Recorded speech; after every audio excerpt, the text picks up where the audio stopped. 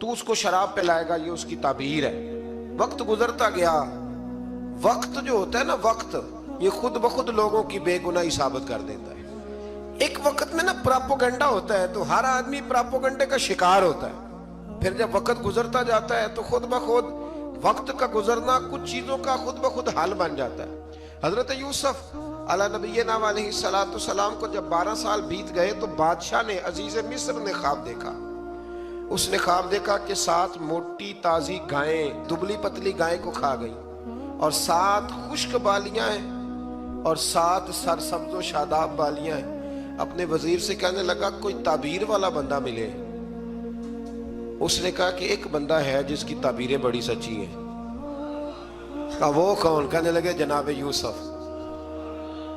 तो कैद खाने में पैगाम भेजा हजरत यूसुफ को कि ख्वाब की ताबीर बताएं। तो जनाब यूसुफ ने ये नहीं कहा पहले मुझे बाहर निकालो, ये नहीं फरमाया। फरमाया ताबीर ये है, ये जो 7 खुश्क बालियां देखी है ना, उसका मतलब है कि 7 साल तंगदस्ती रहेगी, और 7 सरसब्ज बालियां देखी हैं तो फिर 7 साल अल्लाह खुशहाली दे देगा।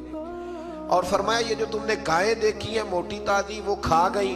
फरमाया इसकी ताबीर ये है कि कोशिश करना कि जो तुम्हारे पास दिन ये चल रहे हैं जिनमें सरसब्ज़ो शादाब है खेतियां, तो 7 सालों के लिए अनाज जमा कर लेना, बालियों के अंदर ही रहने देना, बाहर ना निकालना। और फिर अगले जो खुश्क साल होंगे ना, वो ये जो जमा पूंजी की होगी ना, इसकी बरकत से वो 7 साल आसानी से। इस पर हमारे मुफस्सिरीन ने लिखा है, इस आयत पर सूफिया और बुजुर्ग तो कहते हैं ना सारा अल्लाह के रास्ते में दे दो, ये भी बात अच्छी है। लेकिन अगर कोई अपने बच्चों के लिए आने वाले वक्त के लिए कुछ चीजें संभाल के रखे तो ये भी सूरह यूसुफ से साबित है। ये भी सूरह यूसुफ से, तो ये भी कोई ऐसा फेल नहीं है जिस पर कोई शख्स तनकीद कर सके। हजरत यूसुफ ने जब ताबीर बताई तो बादशाह कहने लगा कि उन्हें बाहर निकालो।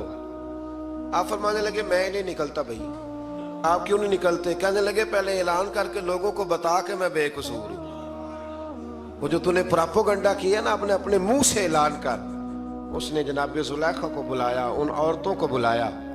वो औरतें सारी सामने आईं, उन्होंने गवाही दी कि यूसुफ तो बेगुनाह है। पर साल कितने लग गए?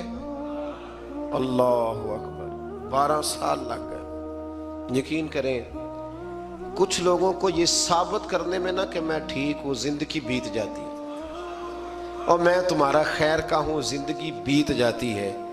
लोगों को होश तब आती है जब मज़ार पर चादर डालने का टाइम आ जाता है। होश तब आती है, लेकिन फिर होश का कोई फायदा। 12 साल के बाद बादशाह ने उनको बुलाया और कहने लगा कि ये जो ख्वाब मैंने आपको सुनाया अब करना क्या है? तो हजरत यूसुफ कहने लगे तुमसे कुछ भी नहीं होगा। अगर कुछ करना है तो फिर ये खजाने की जिम्मेदारी मेरी लगाओ।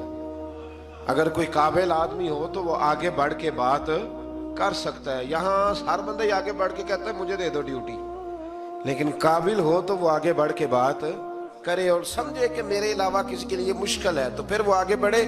हजरत यूसुफ ने जब कहा तो उन्होंने आपको वजीर खजाना बना दिया। फिर एक वक्त आया कि वो अजीज मिस्र ही बन गए। कहत पड़ गया। जब मिस्र में कहत पड़ा तो दाएं बाएं भी कहत पड़ा। किनान के आप रहने वाले थे, वहां भी कहत पड़ा।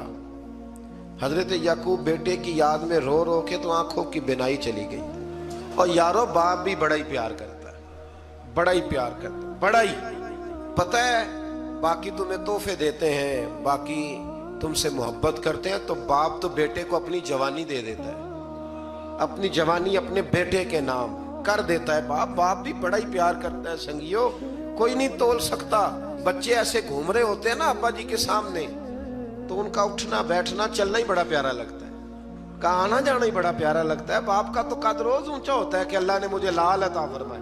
हजरत याकूब की आंखों की बिनाई चली गई रो रो के। भाई हजरत यूसुफ के जब कहत पड़ा तो उन्हें पता चला कि एक वाहिद शहर मिस्र है जहां गंदम स्टॉक है, क्योंकि हजरत यूसुफ को पता था, ख्वाब बादशाह देख चुका था। तो आपने माल 7 सालों के लिए जमा कर लिया। अब भाई आए, अल्लाहु अकबर, दुश्मन सामने नजर आए, मुखालिफ हासिद, तो फिर इंसान ठहरा रहे और इंसान कमजोर ना हो, ताकतवर हो। इतना ताकतवर हो कि हुक्मरान ही बन गया हो।